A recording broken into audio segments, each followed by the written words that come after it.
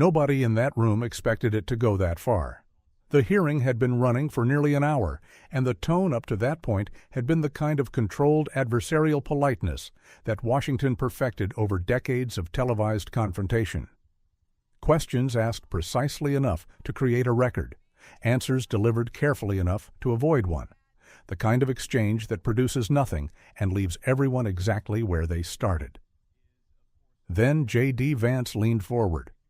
What happened in the next 4 minutes has been replayed and dissected by everyone who saw it and by many who only heard about it afterward.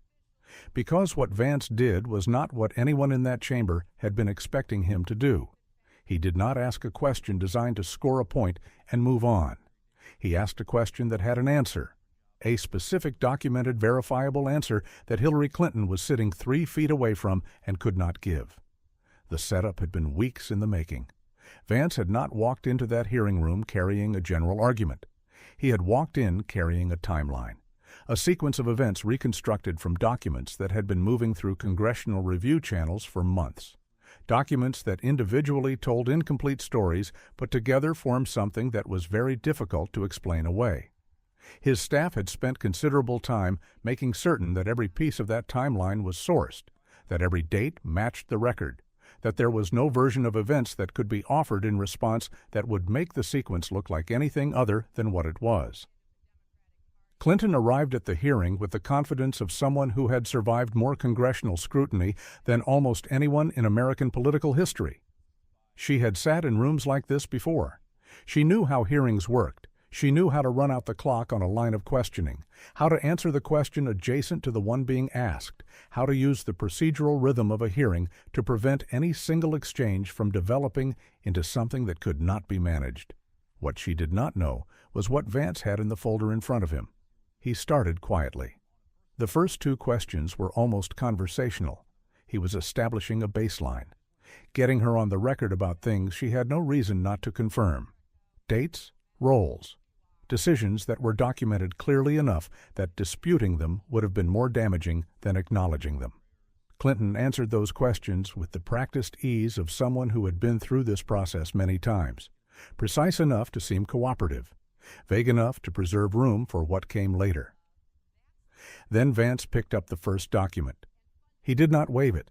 He did not hold it up for the cameras. He simply referenced it, described what it was, stated the date it was created, named the office it came from, and then read a single line from it out loud.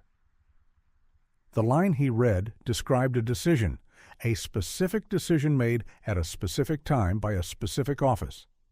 And then he looked up from the paper and asked Clinton whether she had been informed of that decision before it was made. The question was simple. The answer should have been simple.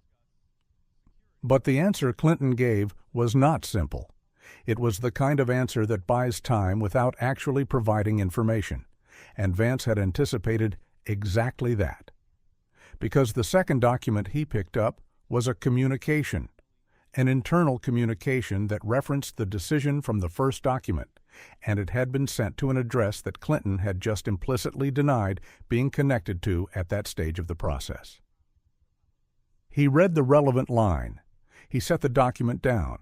He looked at her and said nothing. He just waited. That moment lasted longer than it should have. The room understood what was happening before Clinton responded, because the gap between what she had just said and what the document in front of Vance showed was not a gap that could be bridged with more careful language. It was a gap that required one of 2 things. Either an explanation of how the communication existed when the decision had supposedly not been communicated to her, or an acknowledgement that the answer she had just given was not accurate. Clinton did not offer either of those things. What she offered was a reframing, a suggestion that the question needed to be understood in a broader context, that the documents being referenced existed within a process that was more complex than a single line of communication could represent. It was a skilled response. It was the kind of response that a less prepared questioner might have accepted as sufficient and moved on. Vance did not move on. He asked the same question again, not in different words, in the same words, because he did not need different words. He needed her to answer the one he had already asked. The room shifted. People who had been watching the hearing with the distracted attention that long proceedings tend to produce were suddenly paying attention in a different way. Because there is a specific quality to the silence that fills a room when a witness cannot answer the question in front of them, and both parties know it. That quality was present in that chamber in a way that was visible to everyone watching. Clinton's next response was longer, more detailed. It covered more ground. It referenced other decisions and other timelines and other contexts that she argued were essential to understanding the documents Vance was presenting. And embedded inside that longer response was an acknowledgement, small enough that it could be disputed later, specific enough that Vance heard it clearly. Because what she acknowledged in that longer answer was that she had been aware, not in the way the communication suggested, not through the channel the document indicated, but aware, which meant that the baseline she had established in her earlier answers was not the complete picture. Vance let her finish. He wrote something down. He looked at the document again, and then he asked the question that the entire preceding exchange had been designed to make unavoidable. What he asked went to the record that had been building for the last 3 minutes of testimony. It connected the first document to the second document to the acknowledgement she had just made in her longer answer, and it asked her to explain how those 3 things were consistent with the account she had given before he picked up the first piece of paper. Clinton looked at him. Then she looked at the document. Then she looked at the committee chair in a way that was brief enough to be almost imperceptible, but clear enough that the people watching understood what it meant. She was checking whether there was a procedural mechanism available. There was not one that could help her in that moment. What followed was not a dramatic outburst. It was not a moment of visible distress. It was something more damaging than either of those things. It was a non-answer delivered in the language of an answer, words arranged in a sequence that sounded like a response but did not address the question. And everyone in the room knew it, including Clinton. The exchange ended shortly after that because the clock on Vance's time ran out.